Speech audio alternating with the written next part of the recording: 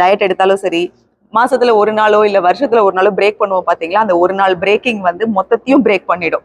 So அதுக்கு ஒரு ஆரோக்கியமான முறையில நம்ம இழைக்கிறது அப்படிங்கிறது தான். ஆனா அதுக்கப்புறம் கண்டிப்பா இந்த மாதிரி நல்ல டாக்டர்ஸ் கிட்ட நம்ம வந்து எப்பவுமே என்னெல்லாம் செய்யணும், என்னெல்லாம் செய்யக்கூடாது, எப்படி நம்மளுடைய சர்வைவல் இருக்கணும் அப்படிங்கிறதெல்லாம் கரெக்டா பார்த்துக்கணும். இதெல்லாம் எதுவுமே செய்யாம டாக்டர்ஸை குறை சொல்றது வந்து ஒரு பெரிய தப்புன்னு தான் நான் சொல்லுவேன். ஏன்னா நான் வந்து இந்த 7-8 வருஷத்துக்கு அப்புறமும் ரொம்ப ஹெல்த்தியா இருக்கேன், ரொம்ப எனர்ஜெட்டிக்கா இருக்கேன்.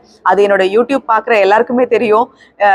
நார்மலா இருக்கிறவங்களை விடவே நான் ரொம்பவே எனர்ஜியா தான் இருக்கேன். அண்ட் எனக்கு உடம்புல எந்த பிரச்சனையும் இல்லை. நார்மலா எல்லாருக்கும் வர அந்த ஒரு ஜுரம், தலைவலி இதெல்லாம் இல்லைன்னா நான் ரோபோ ஆயிடுவேன். நான் வந்து மனுஷியா இருக்க மாட்டேன். ஸோ அந்த மாதிரி பிரச்சனைகள் தான் இருக்கே தவிர சர்ஜரியால எனக்கு இது வரைக்கும் எந்த பிரச்சனையும் இல்லைங்க. சம்டைம்ஸ் நான் வந்து ஒரு வயிற்று வலி இப்படி பிடிச்சிக்கிட்டாலோ ஏதாவது வலிக்குது அப்படி சொன்னாலும் எங்க வீட்டுல உடனே பயப்படுவாங்க. ஐயோ என்னது இது ஆப்ரேஷன் பண்ணதுனால தான் இப்படி ஆச்சா அப்படி.